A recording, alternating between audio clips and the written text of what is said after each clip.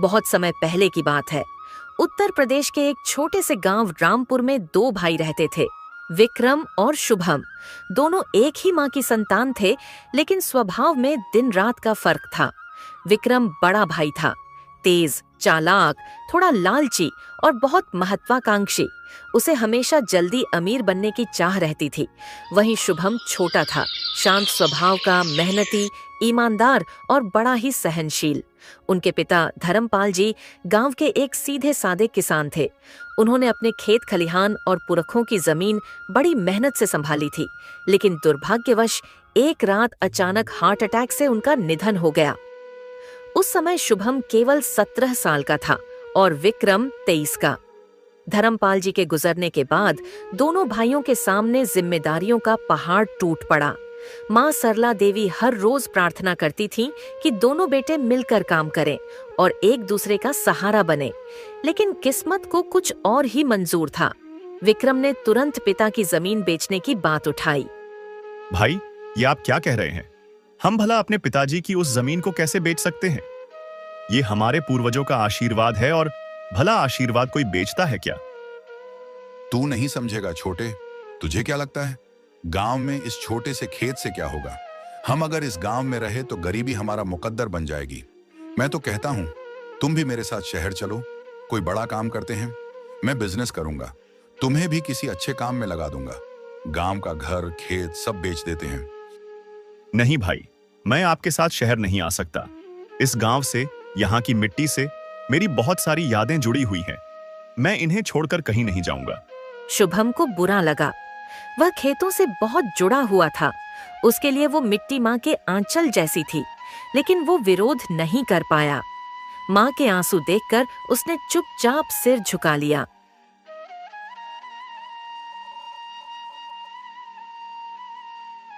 विक्रम ने पिता की आधी जमीन बेच दी और शहर चला गया। शुभम गांव में ही रह गया। जो जमीन बची वही उसका संसार बन गई। उसने बैल जोते, खेत जोते, सब्जी उगाई और मां का ख्याल रखा। उधर शहर में विक्रम ने पिता की दौलत से व्यापार शुरू किया। शुरुआत में उसने खूब पैसा कमाया। पार्टी, शोहरत, गाड़ियां, शहर की चमक दमक में वह पूरी तरह डूब गया। वो गांव वापस आता तो दिखावे के लिए बड़े बड़े कपड़े पहनता, मोबाइल लहराता और शुभम की मेहनत का मजाक उड़ाता। अरे ओ गंवार, तू अभी भी उसी गंदे कीचड़ से सने खेत में घुटनों तक ढांसा हुआ है? क्या तुझे अब भी मिट्टी में ही अपनी किस्मत ढूंढनी है? देख जरा मेरी तरफ। मैं अब शहर में रहता हूँ, एसी में बैठता हूँ, चमचमाती गाड़ियों में घूमता हूँ, सूट बूट पहनता हूँ, बड़ी बड़ी पार्टियों में जाता हूँ। और तू अब भी वही पुरानी धोती, वही फटी बनियान, वही गोबर की गंध। मैं तेरे लिए शहर में बढ़िया काम दिला सकता हूँ। तुझे बस यह देहाती छोड़ना होगा। खेत खलिहान को भूल जा, धोती उतार, सूट पहन, चल मेरे साथ। तू भी इंसान की तरह जीना सीख जाएगा। यहाँ कीचड़ में पसीना बहाने से अच्छा है शहर में कोई काम कर। वैसे तुझे कोई बहुत अच्छा काम तो नहीं मिलेगा, क्योंकि शहर में मंदबुद्धि लोगों की जरूरत नहीं है, लेकिन तू मेरा भाई है तो मैं तुझे कोई ना कोई काम दिला ही दूंगा। शुभम बस मुस्कुरा देता। उसे अपने खेत की मिट्टी से जो लगाव था वो कोई नहीं समझ सकता था, पर समय सबका हिसाब रखता है।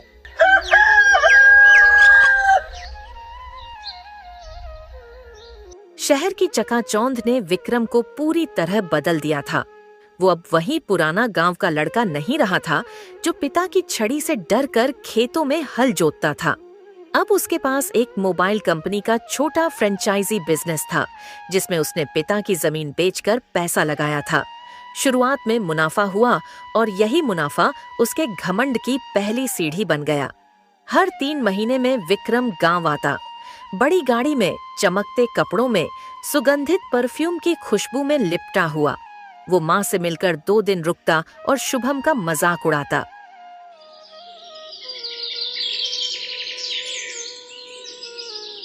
शुभम ने जो आधी जमीन बचाई थी उसी पर मेहनत शुरू की।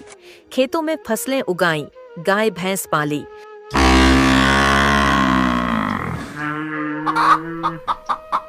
वो दिन भर काम करता, रात में किताबें पढ़ता और धीरे धीरे गांव वालों के बीच उसकी इज्जत बढ़ती गई। विक्रम जब शहर से खूब कमाई करके गांव लौटा तो उसका रुतबा देखने लायक था। 4 आदमी पीछे पीछे, चमचमाती बाइक, महंगे कपड़े और हर वाक्य में घमंड। गांव में उसके वापस आने की खबर जैसे ही फैली, रिश्तेदार और परिचित उसे अपने घर बुलाने लगे। हर कोई चाहता था कि उसकी बेटी विक्रम की बहू बने। आखिरकार सरपंच बलदेव चौधरी की नजर लगी उस पर। उनकी बेटी पिंकी एक सुंदर, नखरे वाली, शहरी सपनों से भरी लड़की जो हमेशा महंगे लिपस्टिक और झुमकों में सजी रहती थी। माँ, देखा तूने, सरपंच अपनी बेटी से मेरा विवाह करना चाहता है। इसे कहते हैं 5 उंगलियां घी में। सरपंच की बेटी से ब्याह करके तो मैं और भी अमीर हो जाऊंगा, और वो देखने में भी खूब सुंदर है। मुझे तो वो पहले दिन से ही पसंद है। विक्रम को पिंकी पसंद आई। उसे लगा कि ऐसी बहू से उसका रुतबा और बढ़ेगा। जल्दी ही दोनों का विवाह हो गया। गांव में कई दिन तक शादी की धूम रही। ढोल नगाड़े, लाइट, साज सज्जा, सब कुछ किसी राजा महाराजा की शादी जैसा था।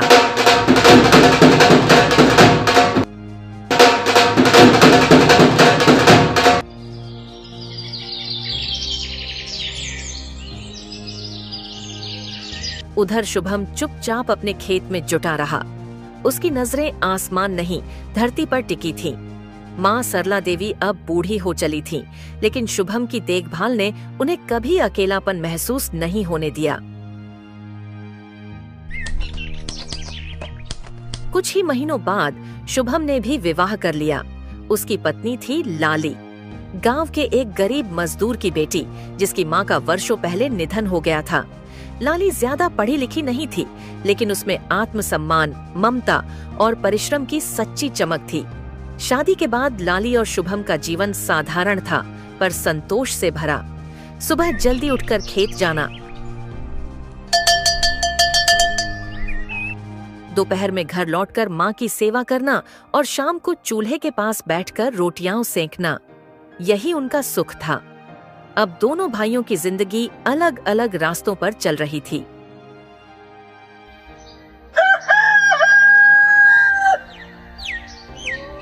विक्रम का शहर में व्यापार धीरे धीरे घाटे में जाने लगा। उसका एक पार्टनर फ्रॉड निकला। बैंक का कर्ज चुकता नहीं हुआ।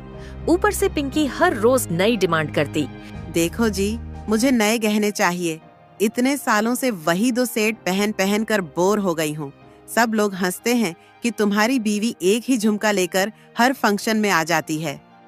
और सुनो, इस हफ्ते पार्लर भी जाना है, बाल कटवाने हैं, फेशियल करवाना है, शादी का सीजन है, अच्छा दिखना तो बनता है ना। अरे हाँ, माँ के घर अगले महीने शादी है, 4 दिन का फंक्शन है। मुझे कम से कम 3 नए ड्रेस चाहिए, एक मेहंदी के लिए, एक संगीत के लिए और एक शादी के दिन, और नई चप्पल भी। पिछली बार वाली चप्पल टूट गई थी। पिंकी, जरा मेरी भी सुन लो। पिछले 3 महीने से दुकान में कुछ खास कमाई नहीं हो रही। उधार चढ़ता जा रहा है, ग्राहक आते ही नहीं, माल लाने के पैसे नहीं हैं। और तुम हो कि बस मांग पर मांग किए जा रही हो।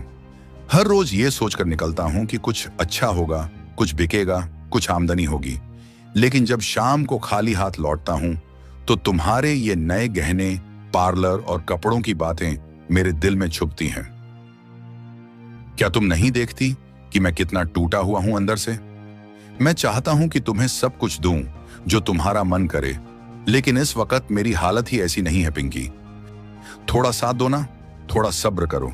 जब वक्त बदलेगा मैं खुद तुम्हारे लिए सोने का हार लेकर आऊंगा, लेकिन अभी नहीं, अभी सिर्फ मेरी मजबूरी है। वो सब मैं नहीं जानती। तुम भूलो मत, मैं सरपंच की बेटी हूँ। मेरे पिता ने मेरी सारी ख्वाहिशें पूरी की हैं।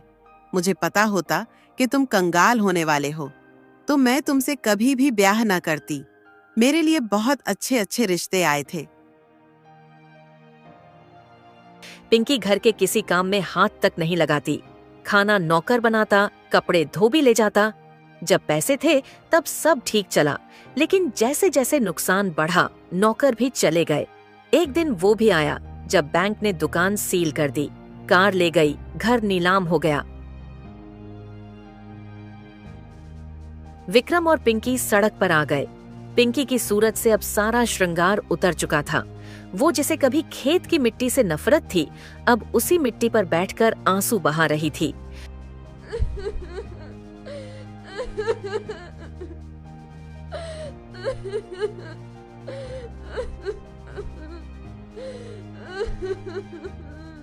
अब हमारा क्या होगा? क्या अब सड़क पर ही जीवन बिताना होगा? हे ऊपर वाले, ये कैसा पति दिया है तूने, जो इतने बुरे दिन दिखा रहा है। इस धूप में तो मेरी त्वचा खराब हो जाएगी। ये कैसे दिन देखने पड़ रहे हैं। तुम चिंता मत करो पिंकी, मैं कुछ करता हूँ। मैंने अभी हार नहीं मानी है। शुभम धीरे धीरे तरक्की करता जा रहा था। उसने थोड़ी थोड़ी बचत से गांव में एक और छोटा खेत का टुकड़ा खरीद लिया था। उसकी फसल अच्छी हो रही थी और लाली हर दिन मेहनत से उसका साथ देती।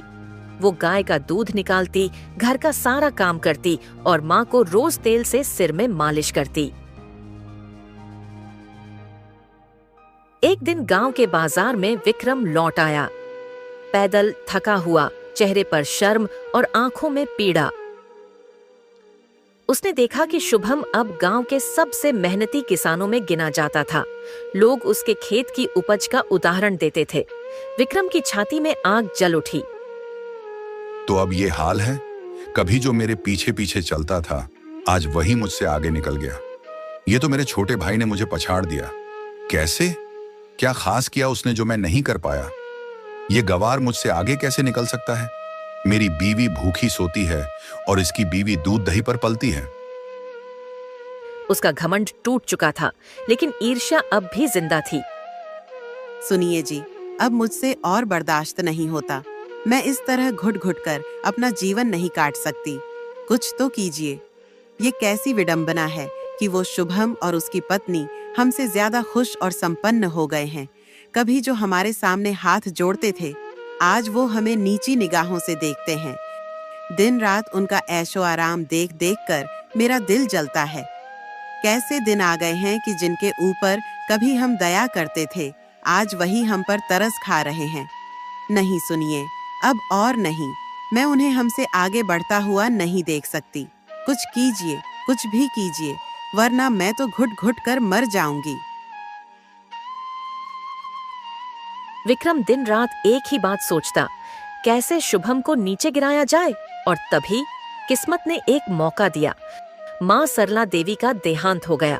पूरा गांव मातम में डूब गया। शुभम माँ के अंतिम संस्कार में टूट गया, लेकिन उसने हर रस्म दिल से निभाई। विक्रम भी वहां खड़ा था। आंखों में आंसू तो थे, लेकिन दिल में एक और योजना पल रही थी।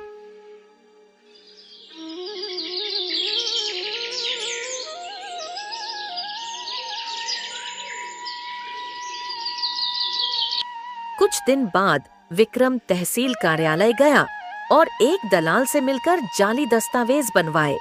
उसमें लिखा था कि मां सरला देवी ने अपनी मृत्यु से पहले संपत्ति केवल विक्रम के नाम कर दी है। दस्तावेज नकली थे, लेकिन पूरी तरह असली जैसे दिखते थे। एक शाम जब शुभम खेत से लौट रहा था, तो देखा कि घर पर 2 आदमी खड़े हैं, गांव के पटवारी और चौकीदार। विक्रम ने सबके सामने कागज लहराते हुए कहा, देख शुभम, ये रहा वसीयतनामा। माँ ने अपनी जिंदगी के आखिरी दिनों में ये जमीन और मकान मेरे नाम कर दिया था। सब कुछ, ये घर, ये खेत, ये आंगन, अब कानूनन मेरे अधिकार में है। इसलिए अब तुम्हें ये घर और खेत खाली करने होंगे। जितनी जल्दी हो सके यहां से निकाल जाओ। भाई, ये तू क्या कह रहा है? तू ऐसा कैसे कर सकता है? माँ ने कभी ऐसा कुछ नहीं कहा था। उन्होंने तो हमेशा हमें बराबर का हक देने की बात की थी। तू जानता है माँ मुझे कितना प्यार करती थी। वो तुझसे कम मुझे नहीं मानती थी। तू कैसे यकीन दिला सकता है कि उन्होंने मुझे एक शब्द भी नहीं बताया? कानून भावनाएं नहीं देखता शुभम, वो सबूत देखता है। और मेरे पास वो सबूत है। ये देख, ये दस्तावेज माँ ने अपने आखिरी दिनों में मेरे नाम लिखा था। सरकारी मोहर लगी है, गवाहों के दस्तखत हैं। तुझे जो लगाना है लगा, पर सच्चाई यही है। अब ये सब मेरा है। भाई, क्या इतना सब कुछ काफी नहीं था? तुमने तो शहर जाने के लिए पिताजी की आधी जमीन पहले ही बेच दी थी। मैं तो बस माँ की यादों में जी रहा हूं, इस मिट्टी से जुड़ा हूं, खेतों में माँ की हंसी की गूंज सुनता हूं। क्या ये सब छीन लेगा तू मुझसे? माँ की परछाई भी बांट ली तूने।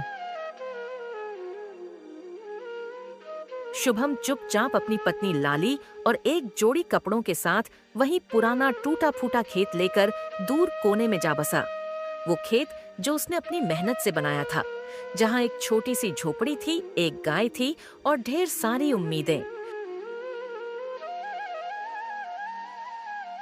लाली, तुम चिंता मत करो, हम फिर से मेहनत करेंगे। विक्रम ने मुझसे मेरी जमीन ली है, वो मेरा नसीब मुझसे नहीं छीन सकता। दुख तो इस बात का है कि मेरे अपने भाई ने मुझे धोखा दिया, मुझसे दगाबाजी की, लेकिन मैं फिर से सब काम करूंगा। तुम देखना, बहुत जल्द हम गांव में अपना घर ले लेंगे। मुझे आप पर पूरा भरोसा है, आप मेरी चिंता मत करिए। इस समय हमें काम पर ध्यान देना होगा। वैसे भी ये झोपड़ी छोटी है, पर आपका मन तो बहुत बड़ा है। मेरे लिए यही काफी है कि मेरा पति एक ईमानदार और अच्छा इंसान है। मुश्किल के इस समय में मैं आपके साथ हूँ। हम इस बुरे समय को भी मुस्कुराकर पार कर लेंगे।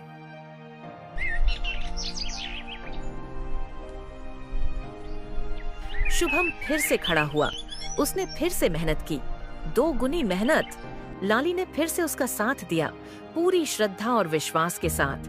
विक्रम ने जब फर्जी दस्तावेज बनवाए थे, तब एक बात भूल गया था।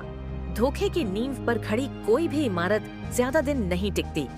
जिन दलाल से उसने वसीयत बनवाई थी, उसका नाम था मक्खन लाल। एक चालाक, लालची और असरदार दलाल जो पैसों के लिए कुछ भी कर सकता था।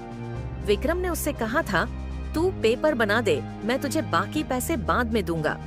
पर जैसे ही मक्खन लाल ने काम किया और पैसे मांगे, विक्रम ने टाल मटोल शुरू कर दी। भाई, अभी पैसे नहीं हैं, तू समझ मेरी बात को। मैं बाद में तुझे पैसे दे दूंगा। मैं कौन सा भागा जा रहा हूँ, बाद में ले लेना। अभी फसल तो बेचने दो। लेकिन विक्रम, इस बात को पहले ही 2 महीने हो चुके हैं। मैं जानता हूं तेरे पास पैसे हैं। तू बहाना क्यों बना रहा है? मेरे पैसे लौटा दे। और वैसे भी तुझ जैसे इंसान पे भरोसा करना मुश्किल है। तूने अपने सगे भाई नहीं छोड़ा तो मैं क्या चीज हूं? चुपचाप मेरे पैसे आज शाम तक वापस दे देना, इसी में तेरी भलाई है। धमकी देता है मुझे? तेरे जैसे बहुत देखे हैं मैंने, तेरे जैसे तो कई हैं। तू ही क्या उखाड़ लेगा मेरा? जो करना है कर ले। अब नहीं देता तेरे पैसे, निकल यहां से।